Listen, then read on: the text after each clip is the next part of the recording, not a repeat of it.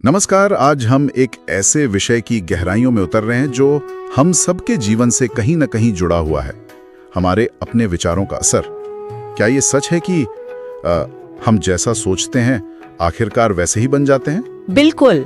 आज का हमारा फोकस यही है, विचारों की ये जो शक्ति है और ये हमारी असलियत, हमारी रियलिटी को कैसे गढ़ते हैं। और इसके लिए हमारे पास शुभम कुमार सिंह की किताब है you become what you think. अच्छा, अंग्रेजी टाइटल है। हाँ, मतलब जैसा आप सोचते हैं वैसे बन जाते हैं। इस पर अभिषेक पटेल ने काफी अच्छा काम किया है।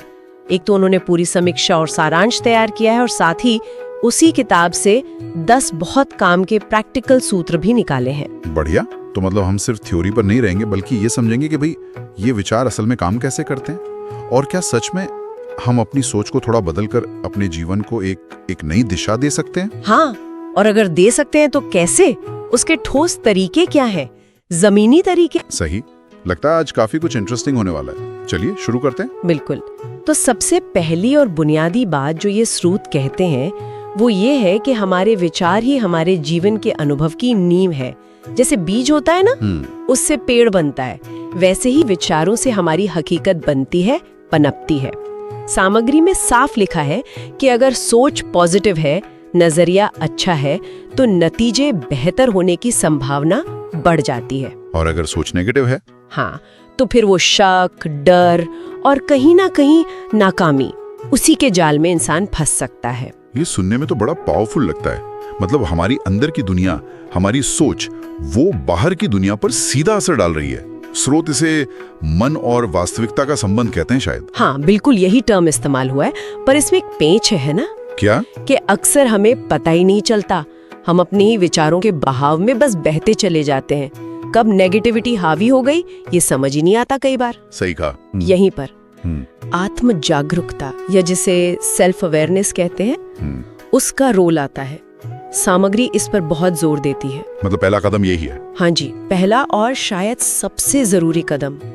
जब तक हम जानेंगे ही नहीं कि दिमाग में चल क्या रहा है, किस तरह के विचार घूम रहे हैं, कौन सी भावनाएं बार बार आ रही हैं, तब तक उनको बदलने की तो सोच भी नहीं सकते, है ना। तो ये आत्म जागरूकता, इसका मतलब क्या हुआ? जैसे अपने विचारों को बस देखना बिना जज किए। बिल्कुल सही पकड़ा। बिना ये कहे कि अरे ये बुरा विचार है या ये अच्छा है, बस एक तरह से साक्षी भाव से देखना कि अच्छा ये चल रहा है मेरे मन में। जैसे क्या मैं मुश्किल आते ही घबरा जाता हूँ, क्या मैं दूसरों की तरक्की देखकर थोड़ा जलता हूँ, या फिर क्या मैं छोटी चीजों में भी कुछ अच्छा ढूंढ लेता हूँ। ये पैटर्न पहचानना। और इसमें वो माइंडफुलनेस वाली बात भी आती है, वर्तमान में रहना। हाँ, स्रोत उसका भी जिक्र करते हैं। माइंडफुलनेस मतलब सचेत होकर, होशपूर्वक, अभी इसी पल में जीना। जब हम इस पल में होते हैं ना, तो अपने विचारों और भावनाओं को ज्यादा साफ देख पाते हैं, वरना तो हम या तो गुजरे कल के पछतावों में खोए रहते हैं या आने वाले काल की चिंता में। बिल्कुल। तो माइंडफुलनेस इसमें मदद करती है। ये दिलचस्प है। लेकिन कई बार ऐसा लगता है कि ये सब बातें थोड़ी हवा हवाई सी हैं। मतलब क्या इसका कोई साइंटिफिक बेसिस भी है? आपने सामग्री का जिक्र किया, उसमें न्यूरोप्लास्टिसिटी जैसा कुछ था, ये क्या चीज है? बहुत अच्छा सवाल पूछा आपने। और हाँ, ये हवा हवाई बात नहीं है, इसका एक ठोस वैज्ञानिक आधार है।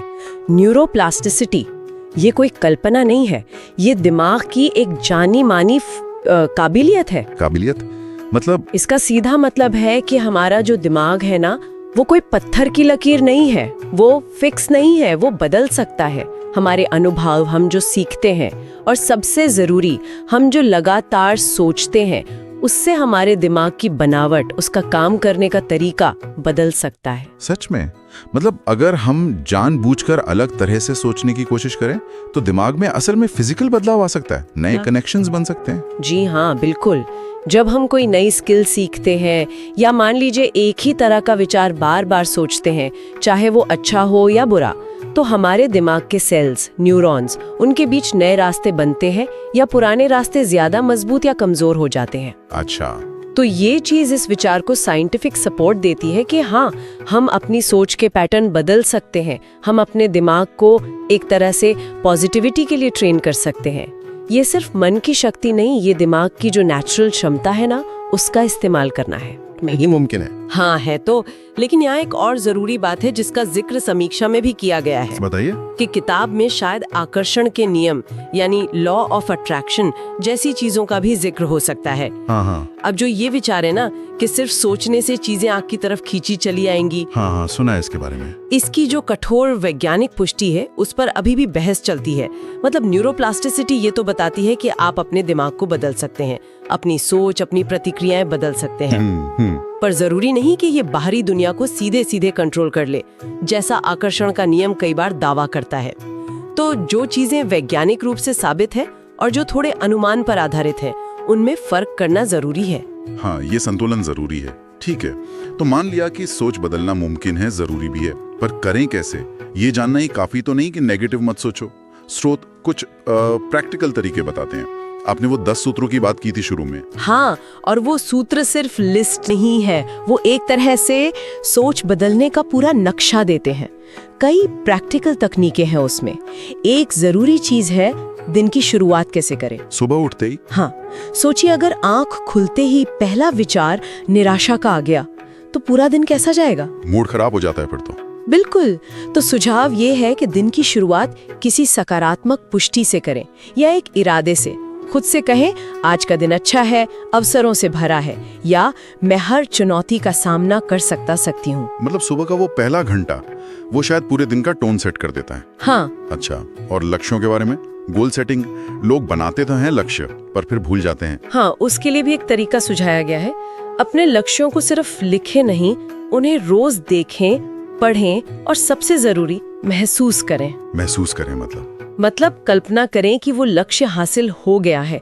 वो जो सफलता की फीलिंग है ना, उसे महसूस करें। इसे विजुअलाइजेशन या मानसिक चित्रण कहते हैं। अच्छा, विजुअलाइजेशन। हाँ, ये तकनीक इसलिए शक्तिशाली मानी जाती है क्योंकि हमारा दिमाग जो है ना, वो गहरी इमोशनल कल्पना और असलियत में ज्यादा फर्क नहीं कर पाता कई बार।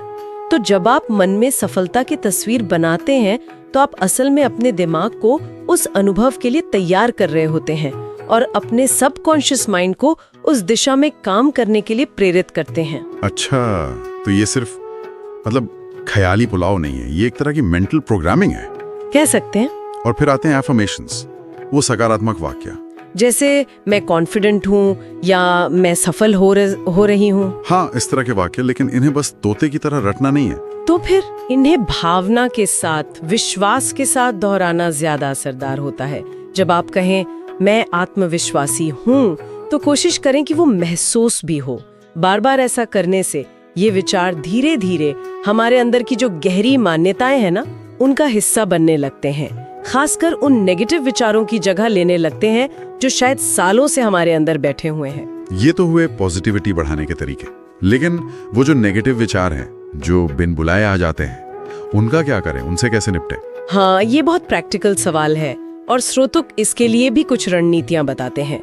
एक अहम तरीका है अपनी भाषा पर ध्यान देना। भाषा पर? हाँ, हम अक्सर अनजाने में ही बहुत नेगेटिव शब्द इस्तेमाल करते हैं, जैसे ये तो नामुमकिन है, मैं ये कर ही नहीं सकती, मेरी तो किस्मत ही खराब है। हाँ, करते हैं। इन वाक्यों को होशपूर्वक बदलना होगा। नामुमकिन की जगह कहें, हाँ ये चुनौतीपूर्ण है, देखता देखती हूँ कैसे होगा, या मैं रास्ता ढूंढूंगी। मैं नहीं कर सकता की जगह मैं कोशिश कर सकती हूँ, या मुझे सीखना होगा। शब्दों में बहुत ताकत होती है, वो हमारी सोच और हमारी फीलिंग्स को आकार देते हैं। हाँ, ये मैंने भी महसूस किया है। जब हम कहते हैं मुश्किल है तो दिमाग जैसे वहीं रुक सा जाता है, पर जब कहते हैं देखते हैं कैसे होगा, तो वो समाधान सोचने लगता है। बिल्कुल, और सिर्फ अपने शब्द ही नहीं, हम किस तरह की इंफॉर्मेशन अपने अंदर ले रहे हैं, मतलब क्या देख सुन रहे हैं, उस पर भी ध्यान देना जरूरी है। जैसे स्रोत सलाह देते हैं कि बहुत ज्यादा नेगेटिव सामग्री से बचें, जैसे 24 घंटे सिर्फ बुरी खबरें देखना या सुनना, या ऐसी गॉसिप में पढ़ना जहां सिर्फ दूसरों की बुराई हो रही हो। इनकी जगह ऐसी चीजें चुनें जो प्रेरणा दें, कुछ सिखाएं, अच्छी किताबें पढ़ें, प्रेरणा देने वाले पॉडकास्ट सुने, कुछ क्रिएटिव करें। और हमारे आसपास के लोग, उनका कितना असर पड़ता है? कभी कभी लगता है कि कुछ लोगों के साथ रहकर हम खुद भी ज्यादा नेगेटिव हो जाते हैं। ये बहुत ही जरूरी पॉइंट है। सामग्री इस बात पर बहुत जोर देती है कि अपना माहौल, अपनी संगत वो पॉजिटिव रखें। मतलब ऐसे लोगों के साथ ज्यादा वक्त बिताएं जो आशावादी हों, जो आपको बढ़ावा देते हों, आपकी एनर्जी बढ़ाते हों, और उन लोगों से थोड़ी दूरी बना लें जो लगातार शिकायतें करते हैं, निराशा फैलाते हैं या आपकी एनर्जी चूस लेते हैं। ये कोई स्वार्थ नहीं है, ये अपनी मेंटल हेल्थ का ध्यान रखना है। संगत का असर तो रंग लाता ही है, चाहे वो अच्छा हो या बुरा। ये सारी बातें व्यक्तिगत विकास, सफलता, इनके लिए तो समझ आती हैं, पर क्या इसका असर जिंदगी के दूसरे हिस्सों पर भी पड़ता है? जैसे हमारे रिश्ते, हमारी सेहत, क्या हमारी सोच इनको भी छूती है? निश्चित रूप से। स्रोत कहते हैं कि ये जुड़ाव बहुत गहरा है। सोचिए ना, अगर किसी रिश्ते में आप लगातार शक, असुरक्षा या नाराजगी महसूस करते हैं, तो क्या वो रिश्ता पनप पाएगा? नहीं, मुश्किल है। सकारात्मक सोच हमें ज्यादा खुला बनाती है, दूसरों के प्रति ज्यादा हमदर्दी रखने वाला बनाती है, सहयोगी बनाती है। हम दूसरों की बात बेहतर समझ पाते हैं, माफ करने को तैयार रहते हैं, छोटी छोटी बातों पर लड़ने के बजाय हल ढूंढने पर ध्यान देते हैं। इससे रिश्ते स्वाभाविक रूप से ज्यादा गहरे और मजबूत होते हैं। और सेहत के साथ इसका क्या कनेक्शन है? ये थोड़ा कम साफ लगता है मुझे। विज्ञान अब इसे ज्यादा साफ समझने लगा है। साइको न्यूरो इम्यूनोलॉजी जैसे पूरे फील्ड हैं जो इसी चीज को स्टडी करते हैं कि हमारा मन, साइको, हमारा नर्वस सिस्टम न्यूरो और हमारा इम्यून सिस्टम इम्यूनोलॉजी, ये कैसे जुड़े हैं। अच्छा। देखिए, लंबे समय तक चलने वाला स्ट्रेस, चिंता, नेगेटिव भावनाएं, ये हमारे शरीर में स्ट्रेस हार्मोन जैसे कॉर्टिसोल, उसका लेवल बढ़ा देते हैं। हाँ, सुना है कॉर्टिसोल के बारे में। और ये बढ़ा हुआ लेवल हमारे इम्यून सिस्टम को कमजोर कर सकता है, हमें बीमारियों के लिए ज्यादा वल्नरेबल बना सकता है।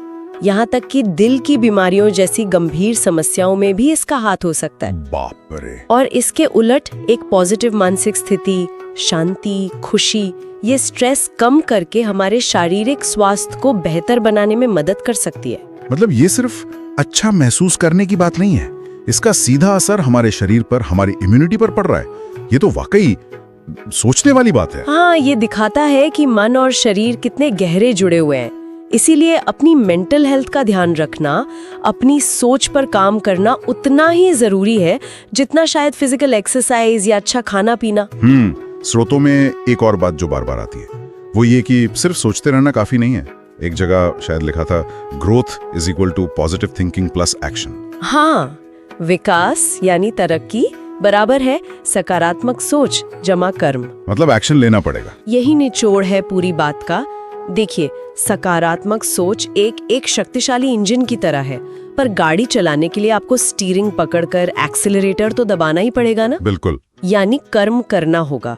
स्रोत साफ कहते हैं कि सिर्फ कल्पना करने या एफर्मेशन बोलने से लक्ष्य हासिल नहीं होते। आपको साफ, मापने लायक लक्ष्य बनाने होंगे और उन तक पहुंचने के लिए लगातार कदम उठाने होंगे। प्लान बनाना होगा, मेहनत करनी होगी, और हाँ, जो असफलताएं आएंगी उनसे सीखना होगा और आगे बढ़ते रहना होगा। और इसमें लगातार सीखते रहना भी जरूरी है, मतलब लर्निंग। हाँ, खुद को बेहतर बनाने का प्रोसेस तो कभी खत्म नहीं होता। नई चीजें सीखना, अपनी स्किल्स को बढ़ाना, अपनी समझ को गहरा करना, ये सब विकास का हिस्सा है। और सामग्री एक और सुझाव देती है। क्या? कि हम अपने कंफर्ट जोन से, अपनी आरामदायक सीमाओं से थोड़ा बाहर निकलें, छोटी छोटी चुनौतियां लें, ऐसे काम करें जिनसे थोड़ा डर लगता हो। अच्छा। हर बार जब हम ऐसा कुछ करते हैं और सफल होते हैं, चाहे छोटे लेवल पर ही सही, तो हमारा आत्मविश्वास बढ़ता है और हम अगली थोड़ी बड़ी चुनौती के लिए तैयार हो जाते हैं। और एक और छोटी सी पर शायद बहुत असरदार आदत का जिक्र है, आभार व्यक्त करना, ग्रैटिट्यूड। रोज उन चीजों के लिए शुक्रगुजार होना जो हमारे पास है। ये कैसे मदद करता है? आभार या ग्रैटिट्यूड का अभ्यास ये हमारी सोच को कमी से हटाकर प्रचुरता पर लाता है। मतलब अक्सर हम उन चीजों पर ध्यान देते हैं जो हमारे पास नहीं है। हाँ, ये तो होता है। और उससे क्या होता है? असंतोष, निराशा। लेकिन जब हम जानबूझकर उन चीजों को याद करते हैं और महसूस करते हैं जिनके लिए हम शुक्रगुजार हैं, चाहे वो अच्छी सेहत हो, प्यारे लोग हों, सिर पर छत हो या बस सुबह की धूप हो, तो हमारी मानसिक स्थिति तुरंत बदल जाती है। हम ज्यादा खुश, ज्यादा शांत, ज्यादा संतुष्ट महसूस करते हैं। ये नेगेटिविटी का एक बहुत शक्तिशाली तोड़ है। तो कुल मिलाकर ये एक पूरी जीवन शैली है। अपनी सोच के प्रति जागरूक रहना, पॉजिटिव तकनीकों का इस्तेमाल करना, लक्ष्य बनाकर एक्शन लेना, लगातार सीखते रहना और जो है उसके लिए आभारी होना। काफी कुछ है इसमें। हाँ, ये एक सफर है, कोई एक दिन का काम नहीं। लेकिन अच्छी बात यह है कि हर छोटा कदम मायने रखता है। तो अगर हम इस पूरी बातचीत को समेटें तो हमारे श्रोताओं के लिए मुख्य संदेश क्या है? वो अपने साथ क्या लेकर जा सकते हैं? सबसे बड़ा टेक अवे मेरे ख्याल से यही है कि हमारे विचार वो सच में बहुत शक्तिशाली हैं। उनमें हमारे जीवन के अनुभव को, हमारी असलियत को बदलने की, गढ़ने की जबरदस्त क्षमता है। अब ये कोई जादू की छड़ी नहीं है कि बस सोचा और हो गया। हाँ, वो तो है। लेकिन आत्म जागरूकता, पॉजिटिव तकनीकों का लगातार अभ्यास जैसे विजुअलाइजेशन, एफर्मेशंस, आभार और सबसे जरूरी कर्मठता यानी एक्शन लेना, इन सब के मेल से हम निश्चित रूप से अपने जीवन की दिशा और उसकी क्वालिटी पर गहरा असर डाल सकते हैं। हम सिर्फ अपनी परिस्थितियों के शिकार नहीं, बल्कि एक हद तक उनके निर्माता बन सकते हैं। और यहाँ वो चेतावनी भी दोहराना जरूरी है जो स्रोत की समीक्षा में थी। हाँ, वो बहुत जरूरी है। देखिए, ये जो तकनीकें हैं, ये सेल्फ हेल्प के लिए, पर्सनल ग्रोथ के लिए बेहतरीन है, बहुत उपयोगी है। लेकिन अगर कोई गंभीर मानसिक स्वास्थ्य समस्या से जूझ रहा है, जैसे क्लिनिकल डिप्रेशन है या कोई एंजाइटी डिसऑर्डर है या कोई और मानसिक बीमारी है, तो ये तकनीकें किसी भी हालत में प्रोफेशनल मदद का, जैसे थेरेपी या दवा का विकल्प नहीं है। ऐसी स्थिति में किसी विशेषज्ञ की मदद लेना ही सबसे जरूरी और सही कदम है। बिल्कुल, ये फर्क समझना बहुत जरूरी है। और अंत में श्रोताओं के लिए एक सवाल या एक विचार छोड़ते हैं। अगर हमारे अपने विचार इतने शक्तिशाली हैं और हम उन्हें बेहतर बनाने के लिए इतनी मेहनत कर सकते हैं, तो क्या हमें ये भी नहीं सोचना चाहिए कि हमारे चारों ओर की दुनिया, हमारा समाज, मीडिया, शिक्षा, विज्ञापन, यहाँ तक कि हमारे अपने करीबी लोग, ये सब हमारे विचारों को किस तरह और किस हद तक प्रभावित करते हैं? कहीं हम अनजाने में दूसरों के दिए हुए विचार ही तो नहीं जी रहे? और इस बाहरी असर के प्रति हम कितने सचेत हो सकते हैं ताकि हम सचमुच अपनी सोच के ड्राइवर बन सके, सिर्फ पैसेंजर नहीं? इस पर जरूर सोचिएगा।